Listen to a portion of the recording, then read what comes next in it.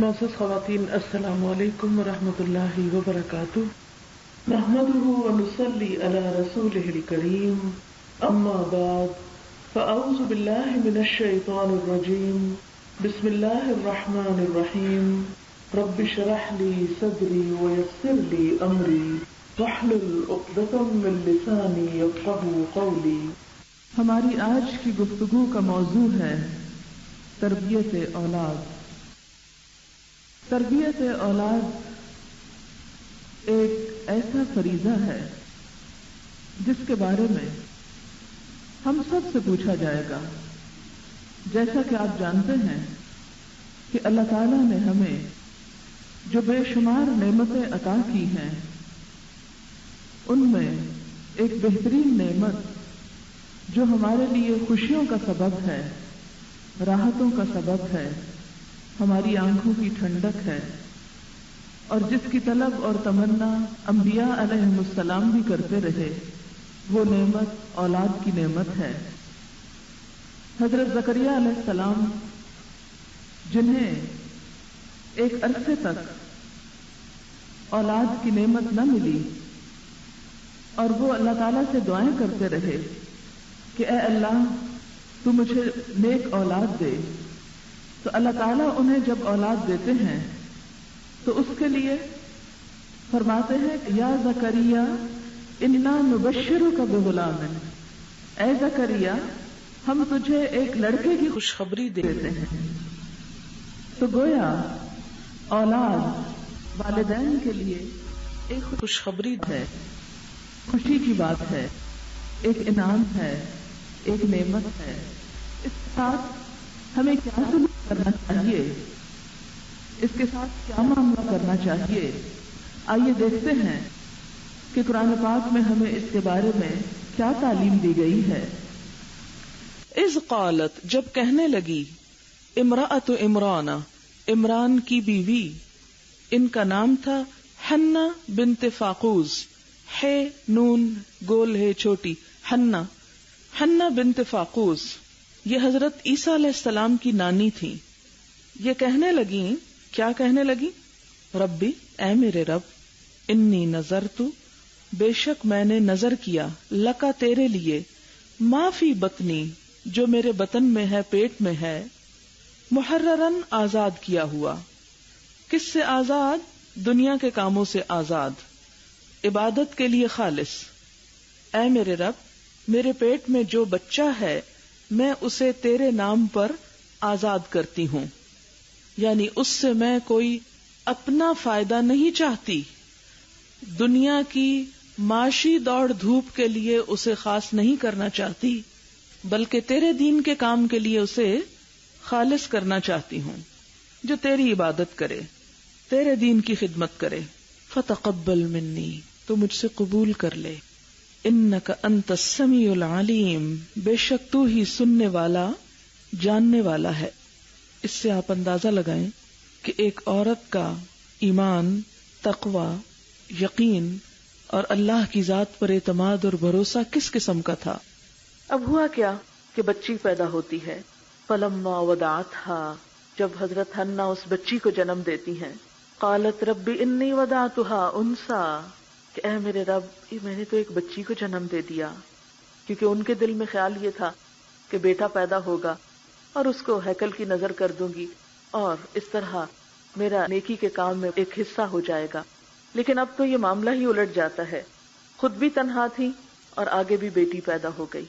اب آپ ذرا ایک ایسی عورت کے بارے میں سوچیں کہ جس کا شوہر نہیں، تنہا ہے، اکیلی ہے، اور پھر جو دینا چاہ رہی ہے وہ پھر ایک بچی ہے، اب کرے تو کرے کیا۔ لیکن یہ میں نے آیات چنی بھی اسی لیے ہیں کہ خواتین کا رول ان آیات کی روح سے دیکھیں۔ عام طور پر ہم یہ سوچتے ہیں کہ اگر شوہر ہمارا ساتھ نہیں دیں گے تو ہم نیکی کا کوئی کام نہیں کر سکتے۔ بہت سی خواتین یہی شکوہ کرتے ہوئے پائی جاتی ہیں، کیا کریں، دل تو بہت چاہتا ہے اچھا کام کرنے کو، لیکن ہمارے شوہر راضی نہیں ہوتے، وہ ہمارا ساتھ ہی نہیں دیتے، وہ ہماری مدد ہی نہیں کرتے۔ نہیں، یہاں کون ساتھ دے رہا ہے، یہاں کون مدد کر رہا ہے؟ اپنا جذبہ ہے، اپنی نیت ہے، اپنا ارادہ ہے۔ یعنی ایک عورت کا عمل کسی مرد کے تابع نہیں کہ ہاں باپ کے تابع ہو یا شوہر کے تابع ہو یا بھائی کے تابع ہو یا کوئی مرد ہو ساتھ تو پھر ہی نیک کام کیا جائے، اور اگر ساتھ نہیں ہے یا ہے تو ساتھ دے نہیں رہا تو نیکی کو چھوڑ دیا جائے؟ نہیں، اپنی اپنی کیپیسٹی میں، اپنی حیثیت میں، جس کے ساتھ جو خیر، جو بھلا، جو مدد جس کی ہو سکتی ہے انسان کرتا چلا جائے۔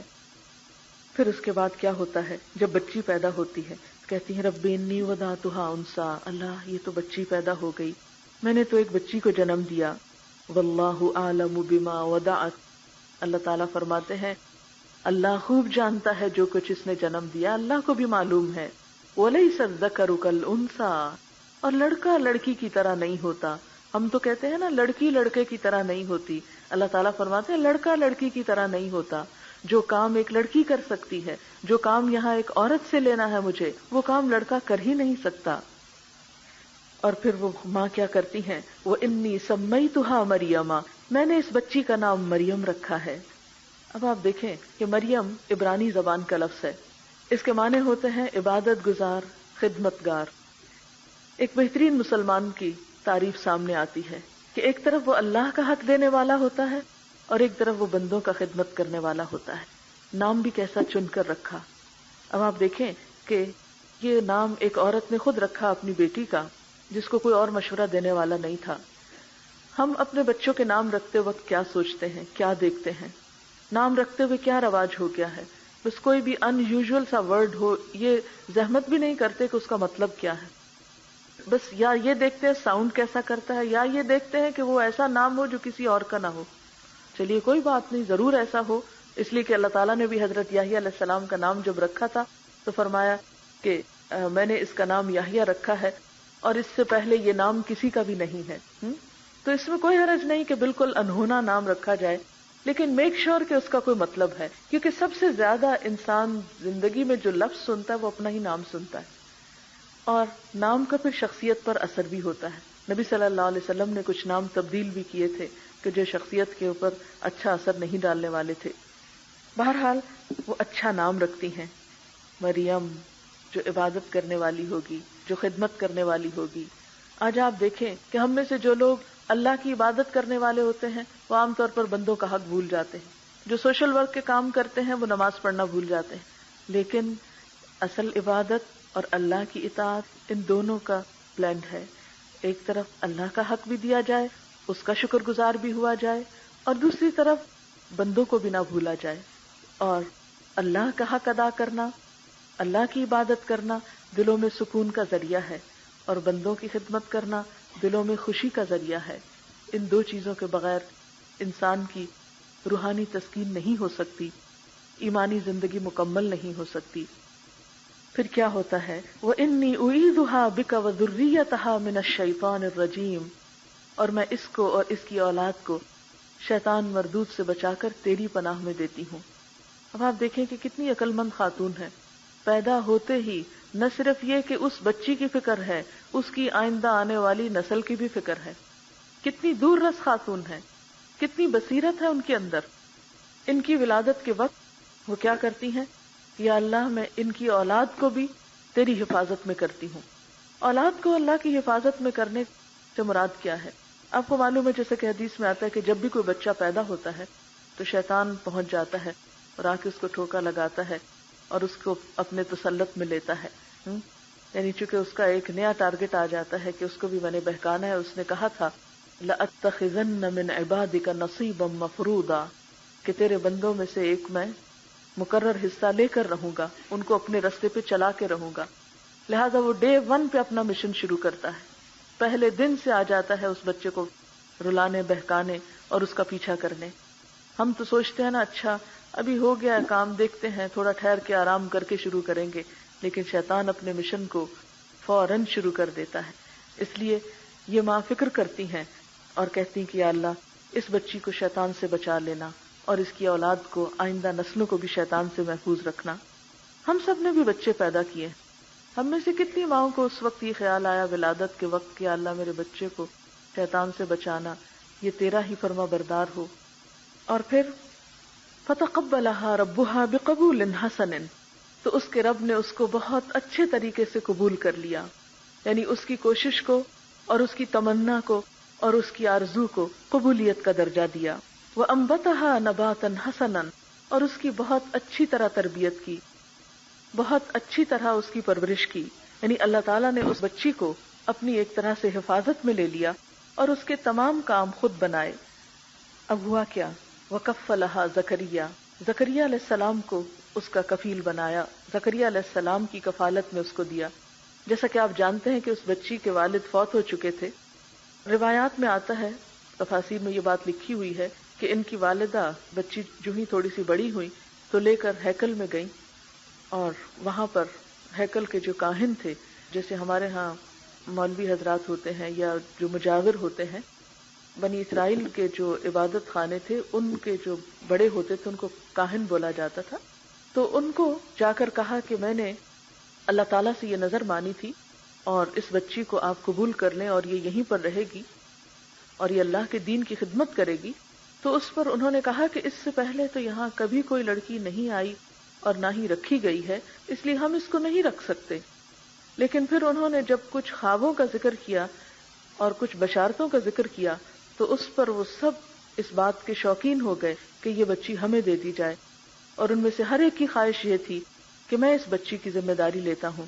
لیکن اسی کے بارے میں پھر آگے آتا ہے کہ وہ باہم جھگڑنے لگے. بالآخر قرہ اندازی ہوئی اور قرہ حضرت زکریا علیہ السلام کے نام نکلا اور زکریا علیہ السلام کو ان کا کفیل بنایا گیا. وَكَفَّلَهَا زَكَرِيَّا كُلَّمَا دَخَلَ عَلَيْهَا زَكَرِيَّا الْمِحْرَابَ، زکریا علیہ السلام جب کبھی اس کے پاس محراب میں جاتے، یعنی اس عبادت خانے میں جاتے، وجد عندها رزقا، تو ان کے پاس پہلے سے ہی رزق پاتے. اب یہ کتنے حیرت کی بات ہے نا کہ حضرت زکریا علیہ السلام وہاں پہنچتے ہیں، بچی اکیلی ہے، کوئی اور اس کے پاس نہیں آتا، وہ کہیں اور نہیں جاتی، دن رات عبادت میں مصروف رہتی ہے اور رزق اور کھانے پینے کا سب سامان اس کے پاس موجود ہوتا ہے. اب آپ خود سوچیں کہ ہم میں سے جب کبھی کوئی یہ سوچتا ہے کہ وہ دین کے لیے اپنے آپ کو وقف کرے یا اپنے بچوں میں سے کسی کو دین کا علم پڑھائے یا دین کی خدمت کے لیے لگائے، تو فوراً یہ سوچتے ہیں کہ ان کی دنیاوی زندگی کا کیا ہوگا، اور اس پریشانی میں عموماً ہم اس راستے سے منہ موڑ لیتے ہیں اور پھر دنیا ہی کے ہو کر رہ جاتے ہیں. ٹھیک ہے، دنیا کے کام چلانے کے لیے بھی لوگ ہوں گے تو دنیا کے کام چلیں گے، اور دنیا کے کام کرنا بھی برا نہیں اگر انسان اس میں انصاف سے کام کرتا ہے، محنت سے کام کرتا ہے، درست کام کرتا ہے، انسانوں کی خدمت کرتا ہے. لیکن آپ دیکھیے کہ جیسے دنیا کے کاموں کے لیے افراد چاہیے، ایسے ہی اللہ کے دین کے کام کے لیے بھی افراد چاہیے ہوتے ہیں، انسان چاہیے ہوتے ہیں. جس طرح جسمانی بیماریوں کے علاج کے لیے انسانوں کی ضرورت ہوتی ہے، ایسے ہی انسانوں کی روحانی مشکلات کے حل کے لیے بھی انسان چاہیے ہوتے ہیں، اس کے بھی طبیب چاہیے ہوتے ہیں. جس طرح ایک ڈاکٹر اپنی زندگی کو وقف کر دیتا ہے، جب تک وہ مزید پڑھتا نہیں، جب تک وہ سیکھتا نہیں، جب تک وہ دن رات اس میں اپنے آپ کو ذہنی طور پر نہیں رکھتا، اس وقت تک وہ ایک اچھا ڈاکٹر نہیں بن سکتا. بالکل اسی طرح دین کا کام بھی ہاف ہارٹیڈلی نہیں ہو سکتا کہ آپ کچھ دنیا کے بھی ہو جائیں اور پھر کچھ دین کا کام بھی کر لیں. اس کے لیے بھی اپنے آپ کو وقف کرنا پڑتا ہے اور اس کے لیے بھی اپنے آپ کو دن رات اس میں مشغول رکھنا پڑتا ہے. اور اس کے لیے اگر کچھ افراد ایسے کسی بھی قوم کے اندر ہوں تو باقی قوم کے لیے ایک روحانی فضا موجود رہ سکتی ہے، وہ ان کی روحانی اور ایمانی رہنمائی کر سکتے ہیں. لیکن اگر کوئی بھی شخص اپنے آپ کو وقف کرنے کو تیار نہ ہو، کوئی بھی شخص یہ قربانی کرنے کو تیار نہ ہو یا اپنی اولاد کے لیے یہ پسند نہ کرے، تو پھر معاشرے کے اندر روحانی اور اخلاقی زوال آ جایا کرتے ہیں. آج آپ دیکھیں ہمارے مسلمان معاشروں کا حال یہ ہے کہ جو بچے ہمارے ذہین ہوتے ہیں ان کو ہم دنیا کے کاموں کے لیے چن لیتے ہیں. ہاں، اگر کوئی بچہ کسی وجہ سے ہینڈی کیپ ہو یا ذہنی طور پر وہ دنیا کی تعلیم کے لیے نہ چل سکے تو پھر ہم کہتے ہیں اچھا چلو اسے کسی مدرسے میں بھیج دیتے ہیں. اور جب حال یہ ہو کہ صرف ہم اپنے کمزور ذہن کے بچوں کو ہی مدرسوں میں بھیجیں تو پھر اس سے جو آؤٹ پٹ ہوگا، اس سے جو دینی قیادت سامنے آئے گی وہ بھی تو پھر ایسی ہی آئے گی کہ جس سے ہم مطمئن نہیں ہوں گے، اور جو مسلمان قوم کی ذہنی، اخلاقی، روحانی، ایمانی تربیت کرنے کے صحیح طور پر قابل نہیں ہوں گے.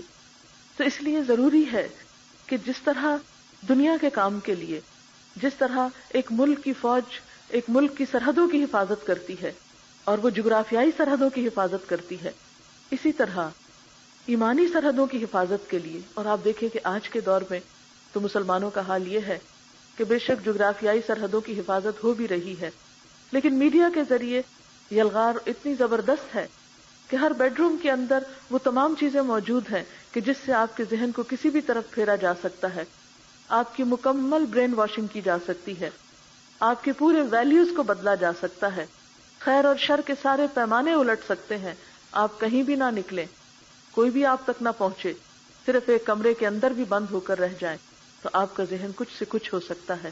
ایسے میں لوگوں کو اس بات کی ضرورت ہے کہ واقعی ایسے لوگ موجود ہوں معاشرے کے اندر، سوسائٹی کے اندر، جو اپنے آپ کو اس چیز کے لیے وقف کریں، جو اپنا وقت، اپنا ٹیلنٹ، اپنی مہارت، اپنا مال، اپنی دولت، اپنا سب کچھ اس کام میں لگائیں اور اس کام کے اور اس فیلڈ کے اسپیشلسٹ ہوں، اپنی پوری ذہانت، قابلیت اور لیاقت کے ساتھ اور پوری جدید ذرائع کے ساتھ، کیونکہ دین کے کام کے لیے اب وہ پرانے طریقے ہی کافی نہیں کہ آپ صرف ایک کرسی میز پر بیٹھ جائیں اور صرف درس دیتے رہیں اور لوگ سنتے رہیں اور سن کر چلے جائیں تو یہ کافی ہے، نہیں۔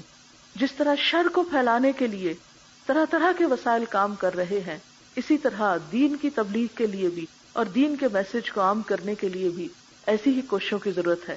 آپ سب جانتے ہیں کہ 9/11 کے بعد یعنی 11 سپٹمبر کے بعد امریکہ میں اس قدر تیزی کے ساتھ قرآن پاک جو ہے وہ خریدا گیا کہ شیلفوں کے شیلف خالی ہو گئے، بیسٹ سیلر تھا ان دنوں میں قرآن پاک۔ حالانکہ سارا الزام مسلمانوں پر آیا، لیکن اس کے باوجود مسلمانوں کی اس عظیم کتاب کو سمجھنے کے لیے بے شمار لوگ اس طرف رجوع کیے۔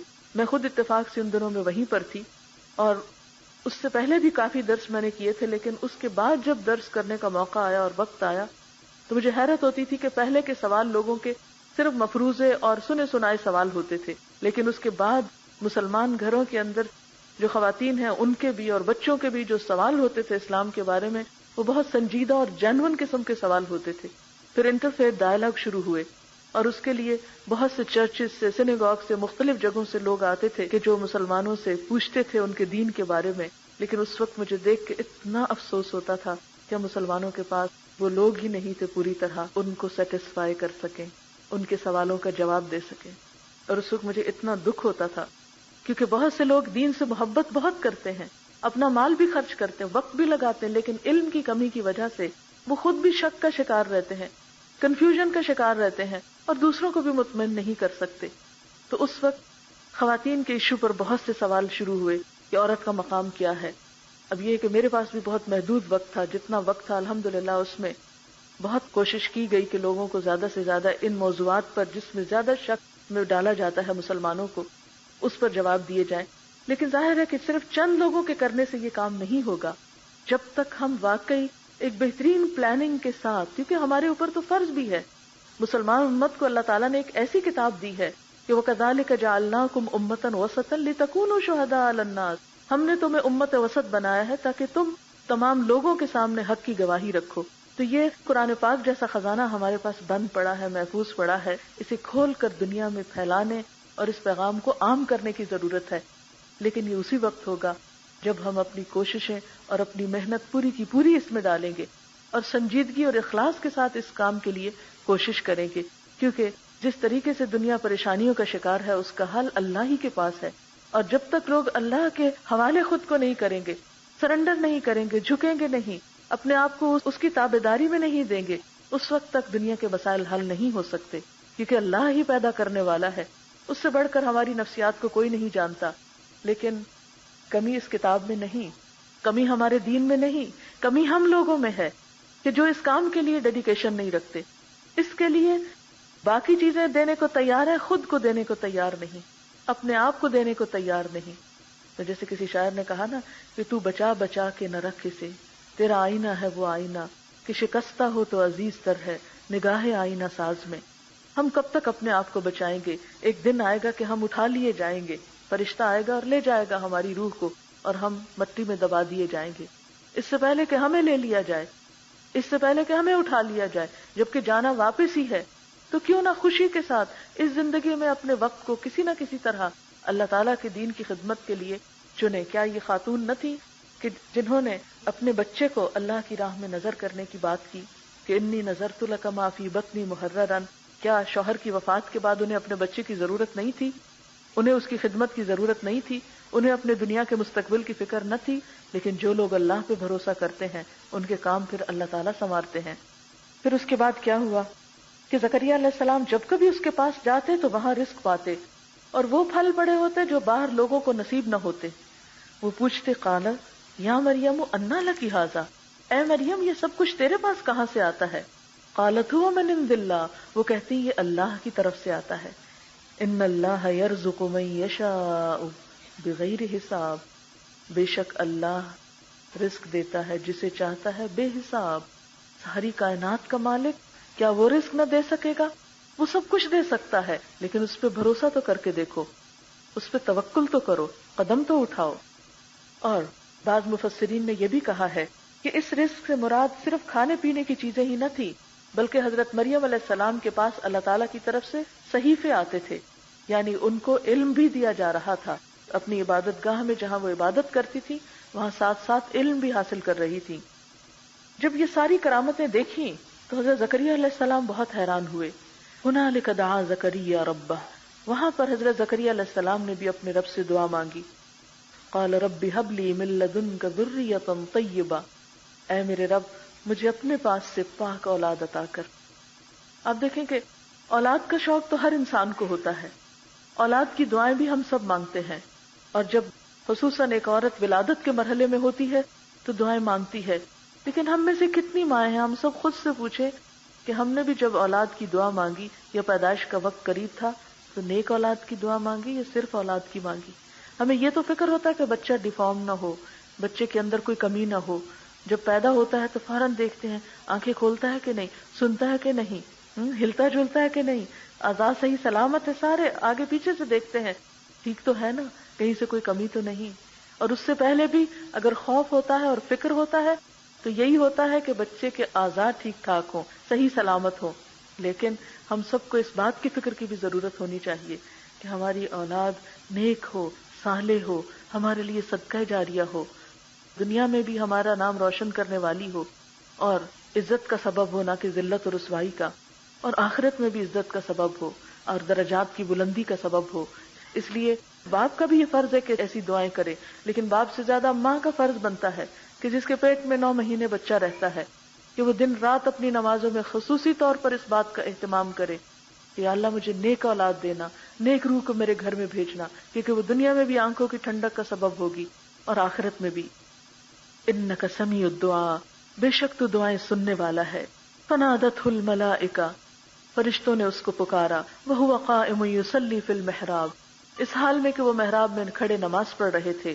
نماز کی حالت میں ہی خوشخبری آ گئی، ان اللہ یبشرک بیحییٰ، اللہ تجھ کو یحییٰ علیہ السلام کی خوشخبری دیتا ہے، مصدقا بکلمۃ من اللہ، وہ اللہ کی طرف سے کلمے کی تصدیق کرنے والا ہوگا، اور اس کلمے سے مراد دراصل حضرت عیسیٰ علیہ السلام ہے جو آگے چل کر اسی بچی سے پیدا ہوتے ہیں، یعنی حضرت مریم علیہ السلام سے۔ ان کو اللہ کا کلمہ اس لیے کہا گیا کہ یہ بغیر باپ کے پیدا ہوئے، محض اللہ کے کلمہ کن کی وجہ سے۔ اور پھر حضرت یحییٰ علیہ السلام کے لیے جو دعا قبول ہوئی ان کے والد کی، وہ کیا تھی؟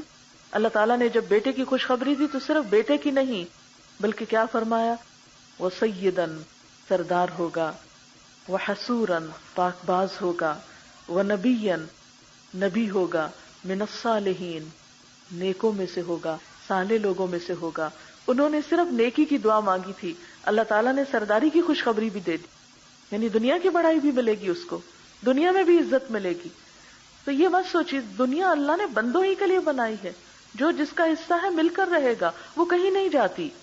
لیکن افسوس کہ ہم صرف دنیا کا لفظی معنی بھی ہے نیچے والی چیز، ہم صرف اسی کے ساتھ چمٹ جاتے، صرف اسی کو اپنا گول بنا لیتے، اسی کو اپنی منزل سمجھتے ہیں، صرف اسی کی کامیابی چاہتے ہیں، اسی کا غم ہمارا غم بن جاتا ہے، اور اسی کی کامیابی کو ہم کامیابی سمجھ لیتے ہیں، حالانکہ یہ دھوکے کے سوا کچھ نہیں۔ اصل کامیابی، کیونکہ مل حیات الدنیا الا متاع الغرور، دنیا کی زندگی دھوکے کے سامان کے سوا کچھ نہیں، یہ سب کچھ آنکھ کے بند ہوتے ہی ختم ہو جائے گا۔ ہاں سب کچھ پیچھے رہ جائے لیکن ہمارے لیے تو کچھ بھی نہیں بچے گا، خالی ہاتھ ہی جانا ہوگا۔ ہاں اگر نیکی کی شکل میں کچھ ساتھ ہو تو وہ انسان کو فائدہ دینے والا ہے۔ بہرحال قال رب انا یکون لی غلام، جب اتنی خوشخبریاں سن لی تو پھر بھی کہتے اللہ کیسے بیٹا ہو سکتا ہے؟ وقد بلغنی الکبر، میں تو بہت بوڑھا ہو چکا ہوں، وامرأتی عاقر، میری بیوی بھی بہت بانجھ ہے۔ قال كذلك اللہ یفعل ما یشاء، فرمایا تمہیں کیوں مشکل لگتا ہے، اللہ جیسے چاہتا ہے کرتا ہے، اللہ کے لیے کچھ بھی مشکل نہیں۔ قال رب اجعل لی آیہ، بولے اللہ میرے لیے کوئی نشانی بنا دے، کیونکہ جیسے ہم بھی چاہتے ہیں کہ کوئی کام ہو تو پتہ چلے، کوئی علامت، کوئی خواب، کوئی چیز ظاہر ہو جس سے پتہ چلے کہ ہاں یہ کام ہو جائے گا۔ عرض کیا اللہ تعالیٰ کوئی ایسی نشانی بنا دے کہ مجھے پتہ چلے۔ فرمایا آیتک اللہ تکلم الناس ثلاثۃ ایام، تمہاری نشانی یہ کہ 3 دن تک تم لوگوں سے بات نہ کر سکو گے، الا رمزا، مگر اشارے سے، یعنی جب تم سے بات نہ ہو سکے اور صرف اشاروں سے بات کرے، ہو سکتا ہے آواز بند ہو جائے، جیسے ہم میں سے بعضوں کا گلا بند ہو جاتا ہے نا، یہ بھی ہو سکتا ہے، لیکن یہ کہ فرمایا کہ تم اشاروں سے بات کرو گے، اس وقت سمجھنا کہ دعا پوری ہو گئی۔ وَاذْكُرْ رَبَّكَ كَثِيرًا، اور اپنے رب کو کثرت سے یاد کرنا۔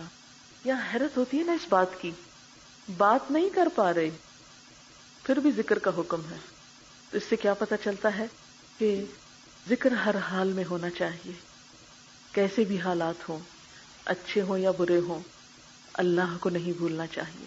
ایک طرف حضرت زکریا علیہ السلام بات نہیں کر پا رہے، صرف اشارے کر رہے ہیں، بول نہیں سکتے، اور دوسری طرف حکم کیا ہے، وَاذْكُرْ رَبَّكَ كَثِيرًا، کثرت سے اپنے رب کو یاد کرنا، وَسَبِّحْ بِالْعَشِيِّ وَالْإِبْكَارِ، اور صبح و شام اس کی تسبیح کرنا۔ اس سے کیا پتہ چلتا ہے کہ صبح و شام کا پسندیدہ ذکر تسبیح ہے، اور ویسے ذکر اللہ کو یاد کرنا دن کے کسی بھی وقت میں کسی بھی طریقے سے ہو سکتا ہے۔ ایک اور بات یہ بھی پتہ چلتی ہے کہ ضروری نہیں کہ ذکر زبان ہی سے ہو، بہترین ذکر کیا ہے کہ انسان دل میں اللہ کو یاد کرے، کیونکہ دل کی یاد اصل یاد ہے نا۔ بعض اوقات ایسا ہوتا ہے کہ ہم زبان پہ ذکر کرتے رہتے، تسبیح بھی دانے پھینکتے رہتے، لوگوں سے باتیں کرتے جاتے اور دانے پھینکتے چلے جاتے ہیں، اور لوگوں کو بتا رہے ہوتے ہیں کہ ہم ذکر کر رہے ہیں، حالانکہ یہاں پر ذکر دراصل کیا ہے، دل میں اللہ کی یاد، کیونکہ دل ایک ایسی جگہ ہے نا کہ جہاں ہم صرف اسی کو رکھتے ہیں جس سے ہمیں بہت محبت ہو، اور زبان کے علاوہ خالی دل میں جب یاد کیا جائے تو واقعی شعور کے ساتھ اللہ کی یاد ہوتی۔ کبھی آپ اس کا تجربہ کر کے دیکھیں نا کہ زبان سے آپ کچھ نہیں کہہ رہے، صرف دل میں یاد کر رہے ہیں، تو وہ یاد کرنا ہی اصل یاد کرنا ہے، جس میں آپ کی توجہ بھی اللہ تعالیٰ کی طرف ہوتی ہے۔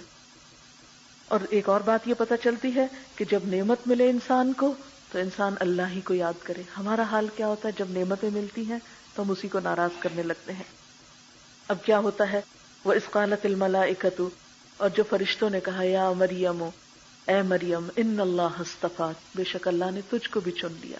یہ ایک عورت کا چنا جانا ہے، یعنی عام طور پر عورتوں کو یہ شکایت ہوتی ہے نہیں اللہ تعالیٰ نے تو سب پیغمبر مرد ہی بھیجے اور مردوں کا بہت ذکر ہے اور ہمارے ساتھ بہت ڈسکریمنیشن ہوئی اور ہمارا کوئی ذکر نہیں۔ یہاں پر آپ دیکھیں کہ اللہ نے عورتوں کو بھی عزت اور بلند مقام عطا کیے، اور دینی رہنمائی میں بھی ایک بلند مقام دیا۔ اے مریم، اللہ نے تجھ کو چن لیا، وطہرکی، اور تجھ کو پاک کیا، واصطفاکی علی نساء العالمین، اور تجھے پورے جہان کی عورتوں پر چن لیا۔ اپنے زمانے میں وہ پوری دنیا کی عورتوں پر چنی ہوئی تھی۔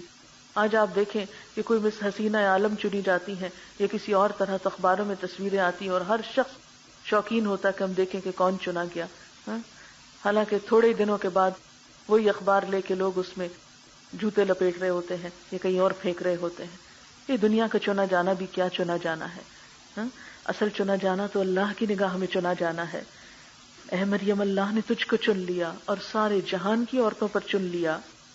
یا مریم اقنتی لربکی، اور جب تیرے رب نے چن لیا تو تو کیا کر، اپنے رب کی فرما برداری کر، وسجدی، اور سجدہ کر، یعنی اللہ کی نعمتیں پانے کے بعد اور عاجزی اور انکساری اور اللہ کی طرف رجوع، ورکعی مع الراکعین، اور رکوع کرنے والوں کے ساتھ رکوع کر۔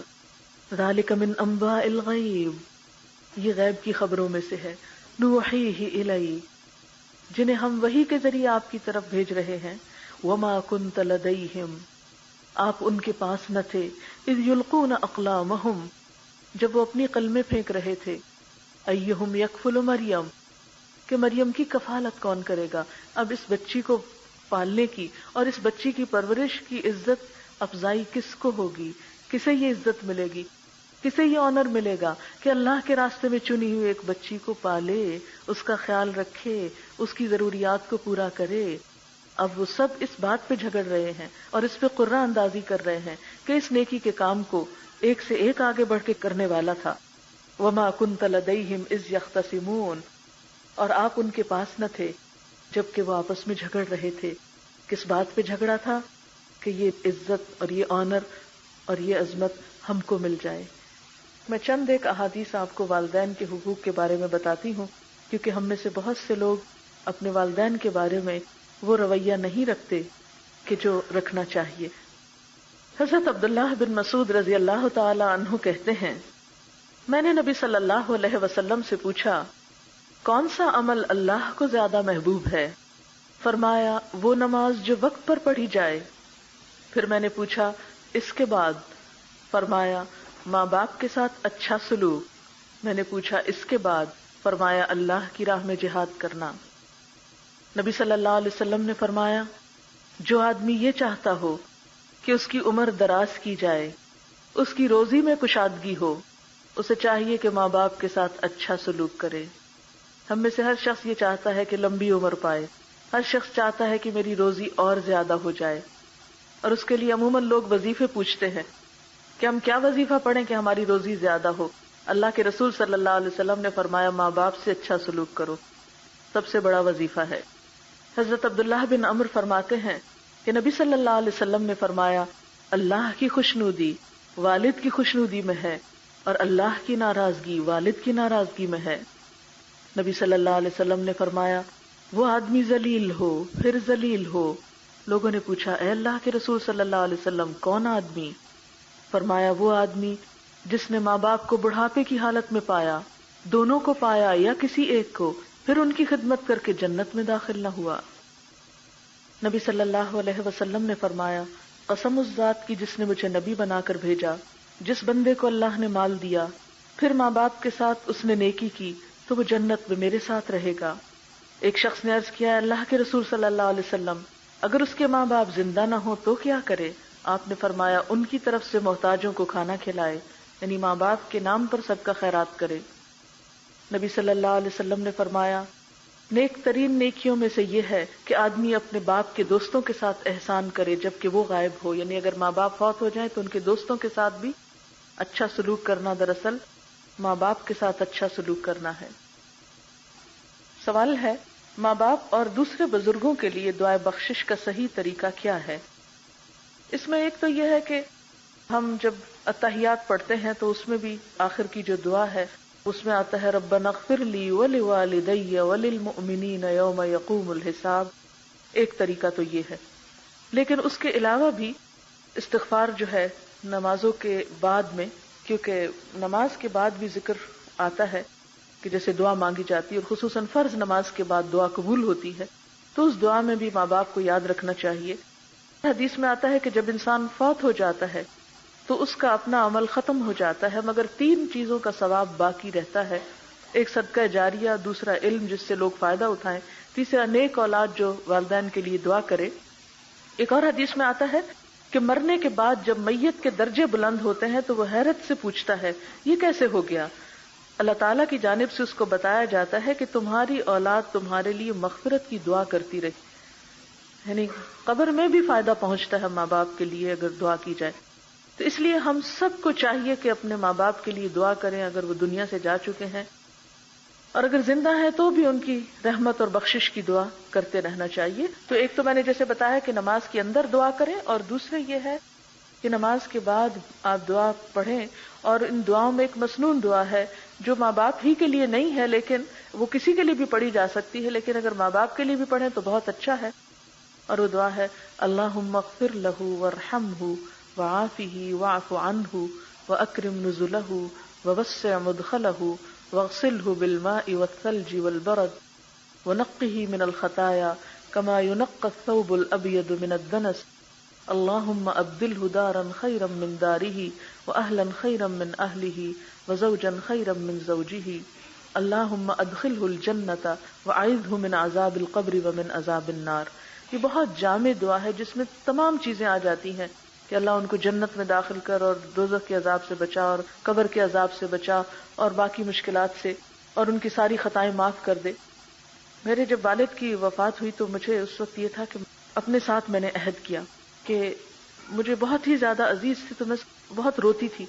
تو میں نے ایک دن بیٹھ کے سوچا کہ رونے کا ان کو کیا فائدہ, ان کو کیا خبر میں کیا روتی ہوں, کتنا مجھے اس کی تکلیف ہے.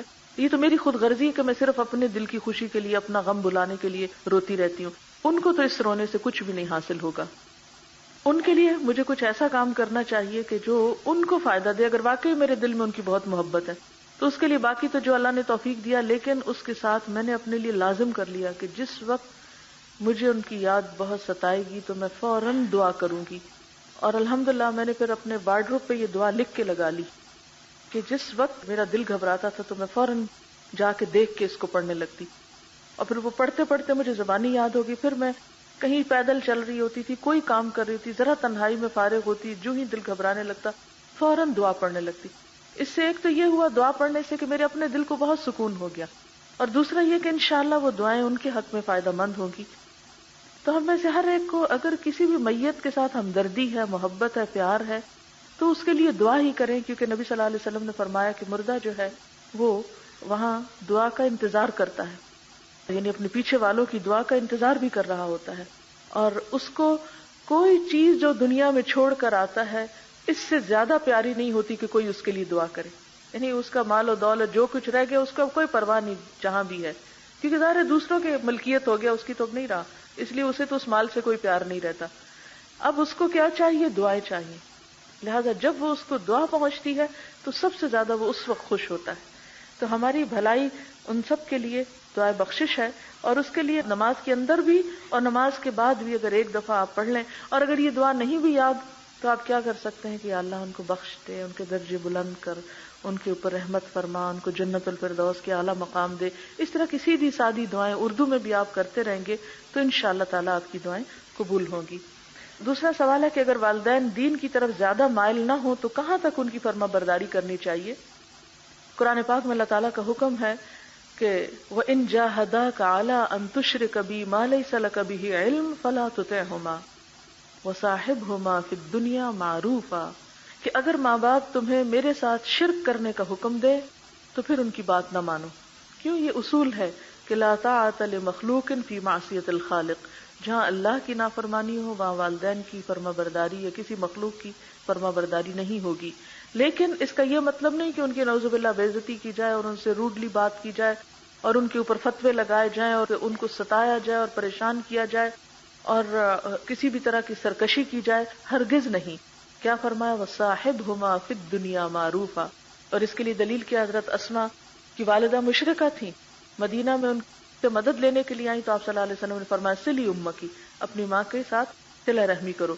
ہمارے ہاں یہ بہت ٹرینڈ پایا گیا اور انتہائی غلط ٹرینڈ ہے کہ جو بچے دین کی طرف آتے ہیں, میں نے عام طور پر دیکھا ہے, وہ ماں باپ کے ساتھ بدتمیزی کرنے لگتے ہیں اور وہی کہتے نہیں ہمارے ماں باپ نماز نہیں پڑھتے, ہمارے ماں باپ یہ نہیں کرتے اس لیے ہم ان کے ساتھ اچھا نہیں کرتے. یہ بد اخلاقی کسی طور پر بھی جائز نہیں, اس کا کوئی جواز نہیں. حضرت ابراہیم علیہ السلام کے والد نے ان کو کتنی تکلیف دی تھی, آگ میں پھینکا تھا, لیکن پھر بھی انہوں نے اپنے والدین کے لیے کیا کہا؟ سأستغفر لک ربی, میں تمہارے لیے اللہ سے بخشش کی دعا کروں گا. ان کے لیے اچھے ہی جذبات رکھے, حالانکہ انہوں نے ان کو آگ میں پھینکا تھا. ہمارے ماں باپ ہمیں سب کچھ کر کے دیتے ہیں, ٹھیک ہے, اگر لا علمی کی وجہ سے کسی اور مشکل کی وجہ سے وہ اگر اس طرح کے متقی پرہیزگار نہیں جو آپ کا سٹینڈرڈ بن گیا ہے تو ان کو بلیم نہ کریں اور ان کے ساتھ بدتمیزی نہ کریں. قرآن پاک میں کیا فرمایا؟ وَلَا تَقُلْ لَهُمَا أُفٍّ وَلَا تَنْهَرْهُمَا, ماں باپ کے سامنے اف تک نہ کہو, ان کو جھڑک کے بات نہ کرو. اور وَقُلْ لَهُمَا قَوْلًا كَرِيمًا, اور ان کے ساتھ عزت کی بات کرو. تو اس لیے کسی اولاد کو یہ حق نہیں کہ ماں باپ کی بے دین ہونے کی وجہ سے ان کی بے عزتی کرے یا ان کے ساتھ بدتمیزی سے پیش آئے. اس سے ایک تو دین بدنام ہوتا ہے, دوسرا قطع رحمی ہوتی ہے. اس میں ہونا یہ چاہیے کہ اچھے طریقے سے ان کو بھی خیر اور بھلائی کی طرف لانے کی کوشش کرے. کیوں اللہ تعالیٰ نے حضرت موسیٰ اور حضرت ہارون علیہ السلام کو دونوں کو کہا تھا اذهبا الى فرعون انه طغى, فرعون کے پاس جاؤ, اس نے بہت سرکشی کی ہے, بہت سرکش انسان ہے, لیکن کیسے بات کرو؟ قولا له قولا لینا, اس کے ساتھ نرمی سے بات کرنا. اگر فرعون کے ساتھ نرمی سے بات کرنے کو کہا گیا تو ماں باپ تو 100 درجے آگے ہیں, نرمی کے مستحق ہیں. تو اس لیے وہ اگر نہ بھی تعاون کرے تو ٹھیک ہے, ان کے کہنے میں آپ مثلا وہ کہے نماز چھوڑ دو تو آپ نماز تو نہیں چھوڑیں گے, لیکن ان کو چڑھائیں گے نہیں اور ان کے ساتھ ان کو ستائیں گے نہیں۔ کیا عورتوں کو شادی کے بعد والدین کی خدمت کرنا فرض ہے یا نہیں؟ شادی کے بعد عورت کا اصل گھر اس کے سسرال یا اس کے شوہر کا گھر ہوتا ہے، اور حدیث میں آتا ہے کہ شوہر کے معاملے میں عورت کسی دوسرے کی بات نہ مانے، یعنی اگر شادی کے بعد والدین سے بھی زیادہ شوہر کی اطاعت لازم ہوتی ہے، اس کا یہ مطلب نہیں کہ والدین کو ناراض کرے، لیکن اب اگر ایک ماں مشورہ دے رہی ہے اور ایک شوہر کی مرضی ہے تو بیوی کو شوہر کی مرضی ماننی ہوگی۔ ماں کا مشورہ اگر نہ بھی مانے تو اس میں گناہ نہیں ہے۔ لیکن ایک بات یہ ہے کہ شادی سے پہلے بہت وقت ہوتا ہے ہر بچی کے پاس کہ وہ اپنے دل کی بڑاس نکال لے ساری خدمت کر کے۔ اس وقت ہم کو ہوش نہیں آتا، جب شادی ہوتی تو پھر ہم کہتے ہیں کہ اب شوہر جو ہے وہ ہمیں اجازت نہیں دے رہے۔ تو ہر بچی کے پاس 15، 20، 25 سال ہوتے ہیں ماں باپ کی خوب خدمت کرنے کے، وہ اپنی زندگی آدھی وہیں گزار کے آتی ہے، وہاں اچھی طرح خدمت کر لے اور بعد میں پھر شوہر کی خدمت کرے۔ وآخر دعوانا ان الحمد للہ رب العالمین۔ سبحانک اللہم وبحمدک، نشہد ان لا الہ الا انت، نستغفرک ونتوب الیک۔ والسلام علیکم ورحمۃ اللہ وبرکاتہ۔